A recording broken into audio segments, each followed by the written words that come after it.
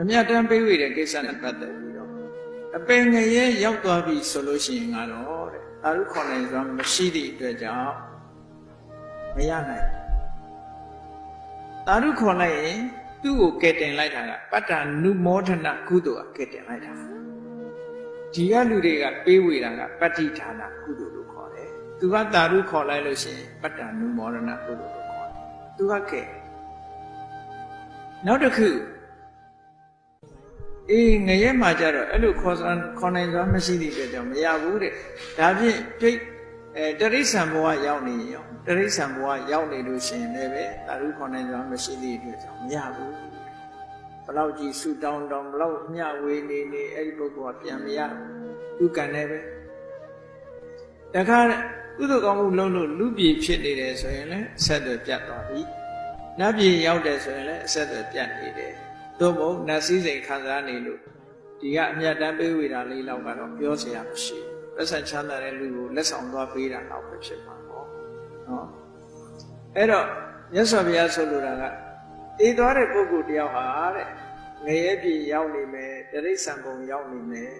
လူပြည်ရောက်နေမယ်နတ်ပြည်ရောက်နေမယ်ဆိုရင်ဒီကကုသိုလ်ကောင်းမှုတွေလုပ်ပြီးမျှဝေတာမရဘူးတဲ့ရတယ်လို့ဘုရားမဟောဘူးနော်မရဘူးတဲ့ဒါဖြင့်ဘယ်နေရာမှာရတာတော့ဆိုတော့အိမ်ဖြစ်စေဆွေမျိုးသားချင်းမိဆွလန်းပြီးတဲ့အခါကိုယ့်အိမ်အနီးပတ်ဝန်းကျင်မှာစားရမယ်မယ်တောက်ရမယ်မယ်နေစရာမရှိတဲ့ပြိတ္တာဘဝရောက်နေတယ်ဆိုလို့ရှိရင်တော့တဲ့ကုသိုလ်ကောင်းမှုပြုပြီးမျှဝေလိုက်မျှဝေလို့သူကသိပြီးသာဓုခေါ်လိုက်ရင်တော့အဲ့ဒီပုဂ္ဂိုလ်ရတယ်အဲ့ဒီပုဂ္ဂိုလ်တော့မှသာဓုမခေါ်ဘူးဆိုရင်မရဘူးဟုတ်ကဲ့သာဓုခေါ်တာကသူကုသိုလ်ပဲသာဓုခေါ်လိုက်ရင်တော့ဒီကမျှဝေလိုက်တဲ့ကုသိုလ်ဟာသူအပြည့်ရသွား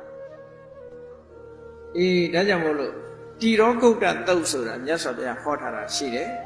အဲ့ဒီတိရောဂုတ်တသုတ်အရာဆိုလို့ရှိရင်ပြိဋ္ဌာဘဝရောက်နေတဲ့ပုဂ္ဂိုလ်တွေကိုဒီကကုသိုလ်ကောင်းမှုလုပ်ပြီးမြတ်တမ်းပေးဝေလိုက်လို့ရှိရင်တဲ့မြင့်ရာကနေပြီးတော့စီးဆင်းလာတဲ့ရေတွေဟာနေရာကိုဒလဟောစုစည်းသွားတယ်လို့ပဲတဲ့ဒီဟာကုသိုလ်ကောင်းမှုတွေအကုန်လုံးသူစီပြေဝရသွား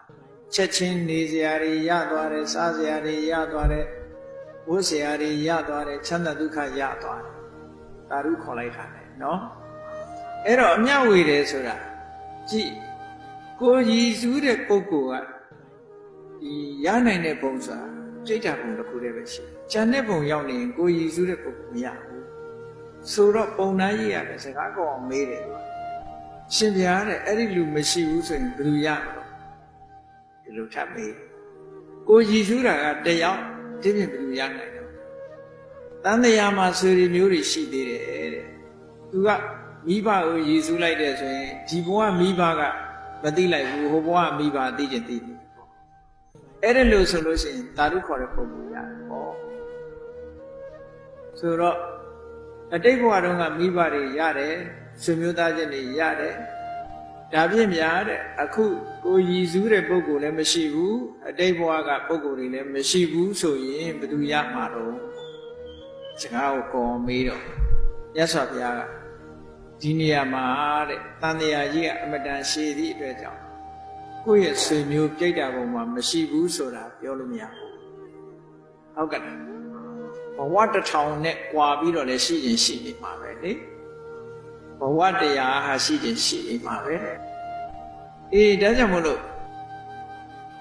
ဒီကုသိုလ်ကောင်းမှုလုပ်ပြီးတော့အမြတ်တမ်းပေးဝေတယ်ဆိုတာအမတန်မှအကျိုးရှိတယ်သူတို့အတွက်အကျိုးရှိတာနော်ဒါနကောင်းမှုလုပ်ပြီးညဝေကုသိုလ်ကောင်းမှုလုပ်ပြီးတော့ညပေးဝေတယ်ဆိုတာအဲ့ဒီသွားနေသူတွေပုဂ္ဂိုလ်အတွက်အများကြီးအကျိုးရှိတယ်